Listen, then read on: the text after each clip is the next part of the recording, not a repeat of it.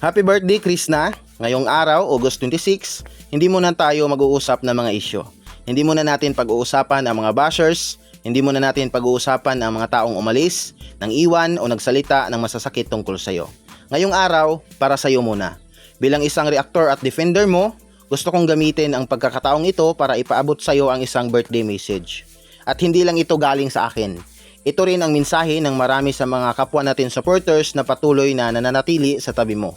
Mga taong hindi ka iniwan, mga taong patuloy na nanonood, mga taong patuloy na sumusuporta. At higit sa lahat, mga taong nakakakita kung gaano kalayo na ang narating mo. Krishna, happy birthday! Sana sa araw na ito, maramdaman mo kung gaano karaming tao ang natutuwa na dumating ka sa puntong ito ng buhay mo. Kung babalikan natin ang mga nakaraang taon, hindi naman naging madali ang journey mo. May mga panahong simple lang ang buhay, may mga panahong kailangan mong magtrabaho para makatulong sa pamilya, may mga panahong kailangan mong maghanap buhay kahit mahirap. At dumating din ang pagkakataong nakilala ka ng mas maraming tao. Nagkaroon ka ng opportunity, naging bahagi ka na ng mundo ng vlogging. At mula roon, unti-unting nagbago ang buhay mo. Pero kasabay ng pagbabago ng buhay mo, dumami rin ang mga taong nakatingin sa'yo. May mga sumuporta, may mga naniwala, pero mayroon ding mga taong nanghusga. May mga taong nagbago ang tingin sa'yo, may mga dating supporters na umalis, at may ilan na hindi lang umalis, naging kritiko at basher mo pa. Masakit yun. At bilang mga supporters na nananatili, alam naming hindi rin naging madali para sa'yo. Minsan, kapag pinanood ka namin sa vlog, nakangiti ka, tumatawa ka, nakikipagkwentuhan ka, parang walang problema. Pero bilang mga taong matagal nang sumusubaybay sa'yo, alam naming hindi naman lahat ng bagay ay nakikita sa kamera.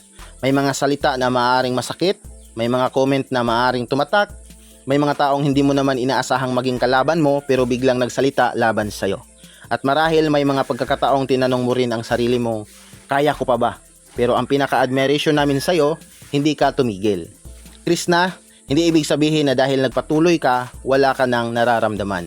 Hindi ibig sabihin na dahil nakangiti ka, hindi ka na nasasaktan. Ang ibig sabihin lamang, pinili mong hindi magpatalo sa sakit. Patuloy kang nag-vlog, patuloy mong inalagaan ang channel mo, patuloy mong pinagharapan ang pangarap mo, at ngayon may farmhouse ka na. Hindi man ito perfecto, hindi man ito kompleto ang lahat, pero kapag tiningnan namin yon, nakikita namin ang resulta ng pagpupursige mo. At yun ang dahilan kung bakit nakaka-proud. Hindi lang dahil may farmhouse ka, kundi dahil alam namin kung gaano karaming pagsubok ang dinaanan bago mo ito narating. Para sa ibang tao, farmhouse lang yon. Pader, bubong, mga kwarto, isang bahay. Pero para sa amin, simbolo yon ng journey mo. Simbolo yon ng mga araw na nagpatuloy ka kahit may nangungutya. Simbolo yon ng mga araw na nag-upload ka kahit may mga taong ayaw nang manood. Simbolo yon ng mga araw na pinili mong bumangon kahit may mga taong nagsasabing hindi mo kaya. At ngayon, pwede mong tingnan ang farmhouse mo at sabihin, unti-unti nagawa ko rin. Hindi man lahat ng pangarap mo ay natupad, pero malayo na ang narating mo. At Krishna, deserve mong ipagmalaki ang sarili mo. At ngayong birthday mo, gusto rin naming sabihin sa'yo, maraming salamat. Salamat dahil hindi ka sumuko, salamat dahil patuloy kang nag-vlog, salamat dahil patuloy mong ibinahagi ang buhay mo sa mga taong sumusubaybay sa'yo, at higit sa lahat, salamat dahil ipinakita mo na hindi kailangang maging perfect ang isang tao para magkaroon ng mga taong maniniwala sa kanya. May mga pagkakamali, may mga maling desisyon, may mga bagay na hindi nagustuhan ng ibang tao, normal lang yon. Pero hindi ibig sabihin na dahil nagkamali ang isang tao, wala na siyang karapatang bumangon. At yun ang isa sa pinakamagandang bagay na nakita namin sa'yo. At kung may isang bagay man akong gustong sabihin sa mga taong dating sumusuporta sa'yo pero ngayon ay wala na, hindi namin kayo kailangang awayin. Hindi rin namin kailangang pilitin kayong bumalik. Kung hindi na kayo supporter, respeto namin yon. Pero sana, kung maaari, huwag nating kalimutan na tao rin si Krishna. May puso, may emosyon, may pangarap. At may mga araw ding maaaring mahina siya. Kaya sa birthday niya, huwag muna nating alalahanin ang mga bagay na naghiwalay sa atin.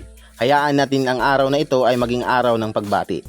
Krishna, birthday mo ngayon at sana maalala mo, hindi dito nagtatapos ang journey mo. May marami ka pang pangarap na tutuparin, may marami ka pang bagay na matutunan, may mga bagong challenges, may mga bagong taong makikilala, at posibleng may mga bagong taong darating sa buhay mo. Hindi natin alam kung ano ang mangyayari bukas, pero isang bagay ang sana ay huwag mong kalimutan. Huwag mong hayaang ang opinyon ng ibang tao ang magdikta kung sino ka. Makinig ka sa mga taong nagbibigay ng genuine advice, matuto ka sa criticism. Aminin mo kapag may pagkakamali, pero huwag mong hayaang ang masasakit na salita ng ibang tao ang magsabi sa'yo na wala kang halaga. Dahil may halaga ka, Chris. Sa mga kapwa ko kaalagad ni Krishna, ito rin ang pagkakataon natin para ipakita ang tunay na suporta ay hindi lang kapag trending ang isang tao. Hindi lang kapag maraming views, hindi lang kapag maraming magandang nangyayari. Ang tunay na suporta ay yung nananatili kahit mahirap. Yung nanonood kapag may bagong upload, yung bumabalik sa dating vlog, yung nagbibigay ng encouragement, yung hindi kailangang makipag-away para lang ipagtanggol ang iniidolo. At higit sa lahat, yung marunong rumispeto. Kaya sa araw na ito, hindi natin kailangan ng away. Hindi natin kailangan ng bash. Birthday ni Krishna ngayon, let's celebrate her journey.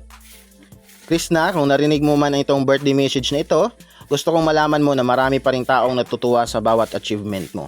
Bawat bagong subscriber, bawat bagong vlog, bawat bagong improvement, bawat pangarap na unti-unting natutupad.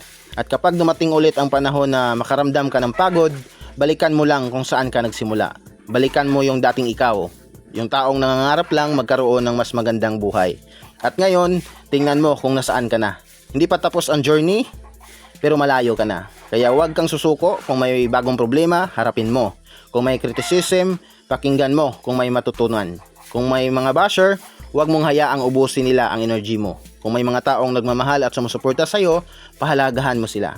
Kaya mula sa akin at mula sa mga kapwa ko supporters na patuloy na naniniwala sa'yo, happy birthday, Krishna. Sana mas marami pang birthdays ang dumating sa buhay mo, mas marami pang pangarap ang matupad, mas maraming blessings ang dumating, at sana kahit gaano ka pa kasikat balang araw, huwag mong kalimutan kung saan ka nagsimula.